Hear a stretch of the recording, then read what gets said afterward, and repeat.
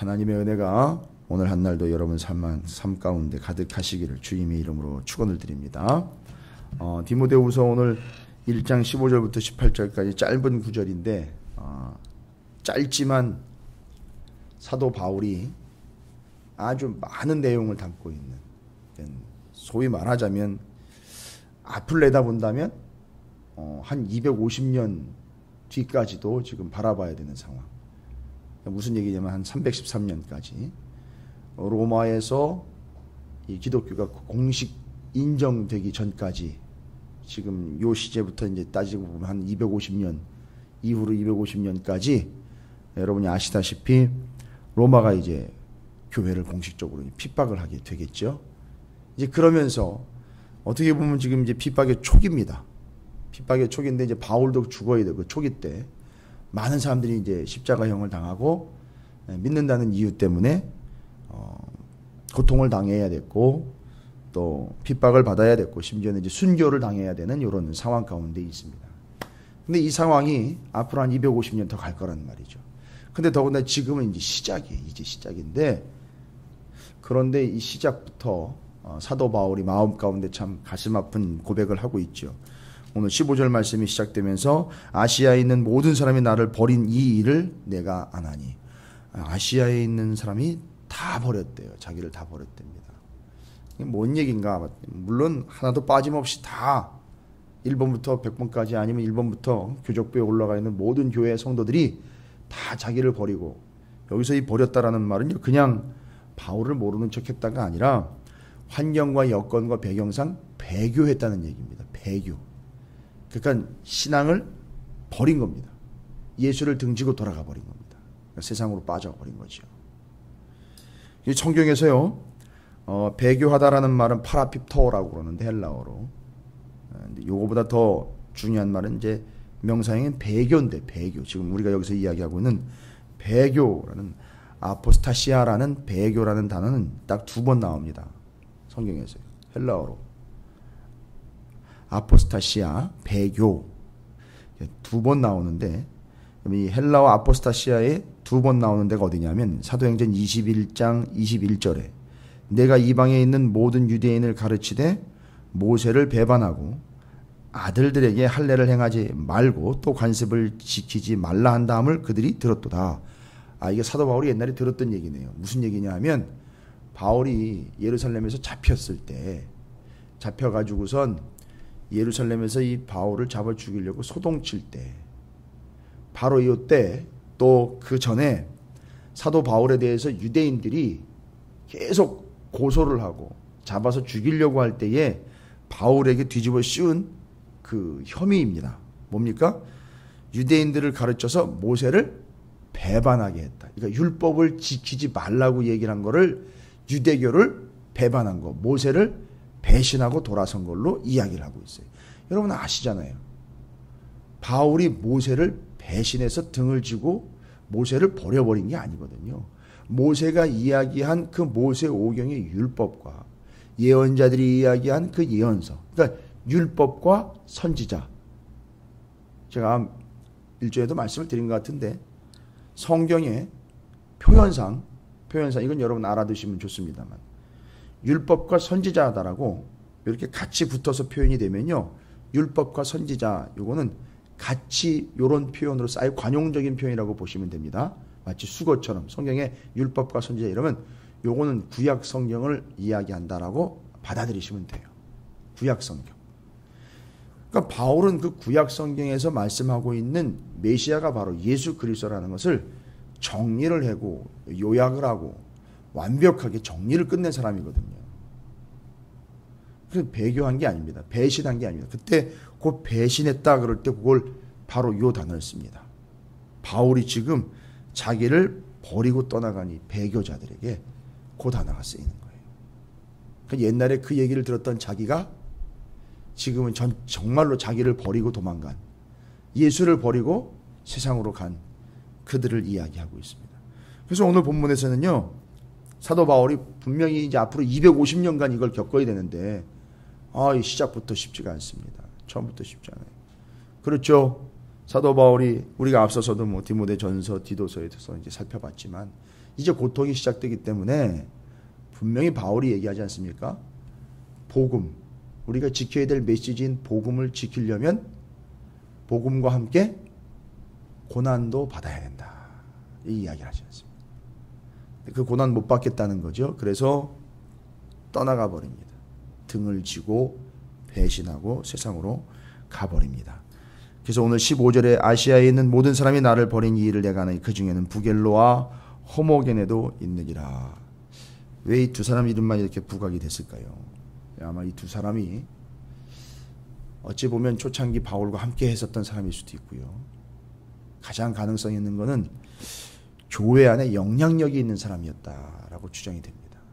상당히 높은 위치에 있었고 영향력이 있는 존재였다는 거죠. 그렇죠. 다른 어떤 여타 사람들도 배교하고 돌아갔을 텐데 왜 두 사람 이름만 기록이 됐을까? 그럴 줄은 몰랐죠. 그럴 사람이 아니라고 생각을 해요. 또 교회나 성도들 사이에서 보면 이 두 사람 정도는 끝까지 좀 믿음을 지키면서 교회와 함께하고 바울과 함께 할 법한 인물이었는데 버리고 도망갔다는 거죠. 배교한 겁니다. 신앙을 버린 거죠. 이 표현은요, 그냥 사실을 이야기한 것 같지만 바울이 15절 표현을 이렇게 내뱉을 때에는, 여기다 이렇게 기록을 했을 때는 아마 부겔로와 호모게네 때문에 많은 사람도 배교하고 돌아갔지만 부겔로와 호모게네 때문에 마음이 상당히 아팠던 것 같습니다. 그러면서 이야기하는 겁니다. 왜 굳이 이 사람들의 이름을 들먹거리면서 여기서 이런 표현을 쓰고 있느냐? 제발 15절과 같은 일에 이름을 올리는 일이 없도록 여러분 끝까지 믿음의 경주를 달려갑시다. 이 이야기하는 거죠. 여러분 이 표현들과 디모데 후서를 보면은요, 지금 당장 이제 연세가 지긋하게 들고 죽음을 앞두고 있는 이 디모데라는 이 사도 바울이 디모데는 아들과 같은 디모데의 사역자에게 그 연세가 들어서 이제 죽음을 맞이하고 있는 이 사도 바울이 마지막 순간에 자기의 마지막의 비참함을 호소하려고 적은 것이 아니라 앞으로 250년이라는 장장 250년이라는 긴 기간을 이걸 감당을 해내야 되는데, 야, 이게 초장부터 이렇게 처음부터 이렇게 조금 어려움이 온다고 이렇게 돌아가 버리고 힘든 일이라고 놓아버리고 함께 하는 일이 되어야 될 텐데 찢어져서 갈라져서 그냥 세상으로 돌아가 버리는, 이런 일이 앞으로 250년 가면서 참 쉽지 않겠구나 라고 싶은 거죠. 그러니까 디모데가 앞으로 이제 바울을 이어서 목회를 하게 될 그 다음 상황에서는 절대 부겔로와 호모게네와 같이 믿음을 버리고 세상을 향해 다시 돌아가 버리는 그런 일이 없도록 너가 챙겨야 된다. 또 그런 이름이 이 부겔로와 호모게네처럼 이름에 올라가는 일이 없도록 챙겨야 된다. 이걸 이야기하고 있는 겁니다. 그래서 여러분 사도 바울이요, 자기는 죽고 이제 하나님 나라 가지만 남아있는 이들이 긴 시간 핍박을 받아야 될 걸 알아요. 이 제국의 핍박이 어느 정도 될 거라는 걸 이제 압니다. 그러니까 이제 마음이 좀 어렵죠. 자기가 죽기 전에 벌써 하나님 부름 받기 전부터 이런 일들이 막 생기니까 디모데가 목회할 때쯤 되면 분명히 꽤나 많은 사람들이 예수를 버리고 세상으로 돌아갈 거라는 거죠. 아니면 유대교로 돌아가든지 다른 걸로 돌아갈 거라는 얘기죠. 이게 마음이 아픈 거죠. 여러분 안 되죠. 절대 그래서는 안 되죠. 또 이 배교라는 말이 어디 사용되어 있느냐면 데살로니가후서 2장 3절에 역시 사도 바울과 다 관련된 거예요. 배교라는 말이. 누가 어떻게 하여도 너희가 미혹되지 말라. 먼저 배교하는 일이 있고 저 불법의 사람 곧 멸망의 아들이 나타나기 전에는 그날이 이르지 아니하리니. 마지막 때에 대한 이야기인데. 그러니까 이 배교라는 거는요, 제가 지금 이제 딱 신약에 두 군데 표현됐다고 그러는 아포스타시아라는 단어가 쓰이니 배교라는 단어가 마지막, 이 세상의 마지막 때에 이 발생되는 일이다라는 걸 이야기하고 있어요. 이건 참 의미 있는 얘기인데, 여러분도 잘 아시다시피 이제 디모데후서 3장 4절 이 뒷부분으로 가보면 바로 마지막 때에 있을 일들에 대한 설명이 쭉 나옵니다. 나중에 또 보겠지만 너는 이것을 알라. 말세에 고통하는 때가 이르러 사람들이 자기를 사랑하며 돈을 사랑하며 자랑하며 교만하며 비방하며 부모를 거역하며 감사하지 아니하며 거룩하지 아니하며 무정하며 원통함을 풀지 아니하며 모함하며 절제하지 못하며 사나우며 선한 것을 좋아하지 아니하며 디모데후서 3장 4절입니다. 배신하며 조급하며 자만하며 쾌락을 사랑하기를 하나님 사랑함보다 더하며 디모데후서 4장 3절에는요 또 때가 이르리니 사람이 바른 교훈을 받지 아니하며 귀가 가려워서 자기의 사욕을 따를 스승을 많이 두고 데살로니가후서 2장 3절에도 누가 어떻게 하여도 너희가 미혹되지 말라. 먼저 배교하는 일이 있고 저 불법의 사람 곧 멸망의 아들이 나타나기 전에는 그날이 이르지 아니하리니. 디모데전서 4장 1절에 그러나 성령이 밝히 말씀하시기를 후일에 어떤 사람들이 믿음에서 떠나 미혹하는 영과 귀신의 가르침을 따르리라 하셨으니. 여러분 이 구절들이 다 말씀하고 있는 게 뭐냐 하면 마지막 때 종말의 때에 무슨 일이 발생되느냐 하면 여러 일들 중에 요 배교하는 일이 나타난다는 거예요. 종말의 때예요.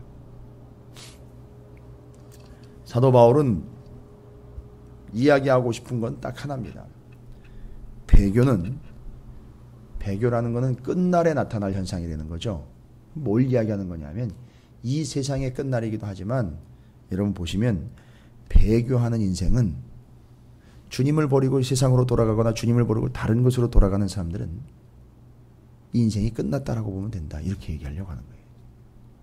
인생이 끝난 인생이다라고 이야기하려고 하는 거예요. 그러면 뭐 다른 설명이 필요하겠습니까? 주님을 버리고 다른 걸 쫓아간다는데 그건 인생이 끝났다라는 이야기입니다. 인생의 시작 예수 그리스도예요. 인생의 끝도 예수 그리스도입니다. 그런데 그걸 버리고 도망갔다는 거죠. 예수를 버리고 세상으로 향해 갔다. 그거는 그 사람이 이미 거기서 끝났다라고 이야기하려고 하는 거죠. 여러분 우리가 정말 주의해야 하고 또 민감하게 반응해야 되는 건 이건 어떤 종말의 때가 온다거나 개인의 마지막 때가 왔을 때 일어나는 현상이 아니라 주님을 버리는 일이 우리 안에서 벌어지는 순간 그 인생을 끝났다라고 보면 되는 겁니다. 이 강대상에서 이 예수가 아닌 다른 게 복음이 선포된 다른 것이 선포될 때 그거 끝났다라고 보면 되는 겁니다. 정말 우리가 추구하고 바라보고 소망하고 가야 되는 붙잡고 가야 되는 것이 예수가 아닌 다른 것이 되었다라면 그건 끝났다고 보면 되는 겁니다. 좀 엄격하고 또 엄하게 이야기하고 있는 부분이라고 보면 됩니다. 그래서 우리는 이 15절과 같이 부겔로와 호모게네처럼 기억되는 존재가 아니라 16절에 원하건대 주께서 오네시보로의 집에 긍휼을 베푸시옵소서. 갑자기 또 기도가 나와버립니다. 바울이 얼마나 그 부겔로와 호모게네를 생각하다가 오네시보로를 생각하면 저절로 기도가 나올 정도의 인물. 누굽니까? 끝까지 기억되는 이름입니다. 이건 이 사람처럼 되지 말라는 것이 아니라 이 사람처럼 되십시오라고 언급되는 사람이에요. 우리 모두가 좀 이런 존재가 됐으면 좋겠어요. 그 집사님처럼, 그 권사님처럼, 그 장로님처럼, 그 성도님처럼 여러분 그렇게 기억되는 존재가 되길 바랍니다라고 여러분의 이름이 좀 그렇게 기억되기를 주님의 이름으로 축원을 드립니다. 그래서 이제 명확하게 여러분들의 이제 눈치를 정확하게 또 파악하셨을 것이고 정리가 되실 겁니다. 짧지만 지금 긴 시간을 내다보고 있습니다. 사도 바울이 교회에 닥칠 그 고통들과 아픔들을 내다보고 있습니다. 자, 여기서 그들을 위로하려고 들지 않습니다. 바울은 그들의 어려운 형편을 그래도 괜찮아, 그래도 나아질 거야 이렇게 위로하려고 하는 것이 아니라 그래도 여러분 고난과 함께 복음을 지키셔야 됩니다 라고 이야기하는 거예요. 부겔로와 호모게네 같은 사람들을 되지 마시고 오네시보로와 같은 존재가 되어야 됩니다. 그리고 디모데에는 이야기하죠. 디모데, 네가 그 부겔로와 호모게네 같은 사람들을 양성해내고 배출해내는 것이 아니라 오네시보로 같은 사람들을 키워내고 끝까지 함께함으로 그들이 믿음을 지킬 수 있도록 도와줘야 된다. 히브리서 6장 9절부터 12절에 우리가 잘 알고 있는 그 표현들과 말씀들로 사랑하는 자들아, 우리가 이같이 말하나 너희에게는 이보다 더 좋은 것 곧 구원에 속한 것이 있음을 확신하노라.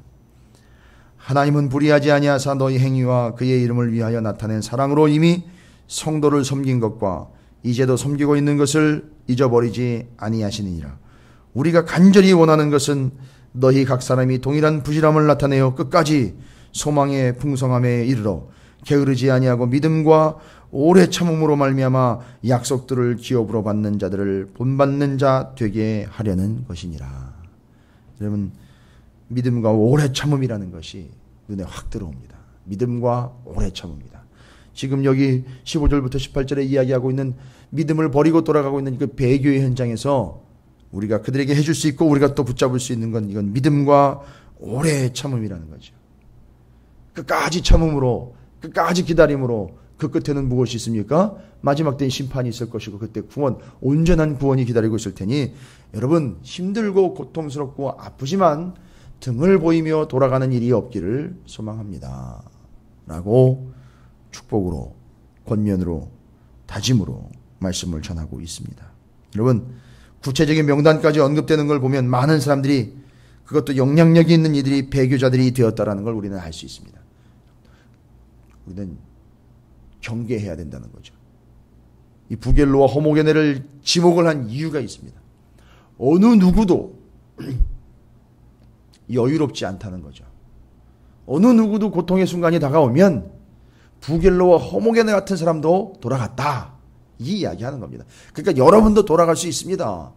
그러니까 오직 더 믿음을 붙잡고 오직 더 소망을 가지고 오직 진리와 복음이신 예수 그리스도만을 이제 여기서 이야기 드리고 싶은 것이 바로 더 꽉 껴안으십시오, 이 이야기예요. 이게 예수를 덧입어야 하며 말씀을 덧입어야 하는 이유입니다. 우리가 어제는 주일날 말씀을 통해서 그것이 축복이고 복된 삶으로 이어지는 지침으로서 더 꽉 껴안고 말씀을 덧입고 예수를 덧입는 것에 대한 이야기인데 맞습니다. 그것도 맞지만 여러분, 오늘 여기서 또 그것이 이 믿음의 지침으로 적용이 되고 있는 건 뭐냐면, 마지막 때가 가까울수록, 또 마지막의 이 순간일수록, 또 이 사도 바울은 로마가 극심한 핍박을 이제 시작하고 있는 이때에, 이럴 때일수록 끝까지 주님 오실 때까지 그 믿음을 지켜내야 되는데 어떻게 지켜냅니까? 그렇죠. 믿음과 오래 참음이라는 단어를 썼지만 더 꽉 껴안음으로 이 고통과 아픔의 때를, 이 힘든 때를, 이 고통의 때를, 이 핍박의 때를 이겨나갈 수 있는 유일한 방법은 바로 주님을 더 꽉 껴안고 또 진리를 거듭 덧입어서 예수 그리스도를 옷 입음으로 이겨나갈 수 있는 겁니다. 여러분, 절대 믿음은 버려서는 안 되는 것이고 예수 그리스도는 떠나가서는 안 되는 겁니다. 끝까지 함께 믿음을 지켜내 오네시보로와 같이 끝까지 함께하는 존재가 됩시다. 그리고 그 믿음을 지키기 위해서 고난에 동참해야 한다는 것을 잊지 마십시오. 왜입니까?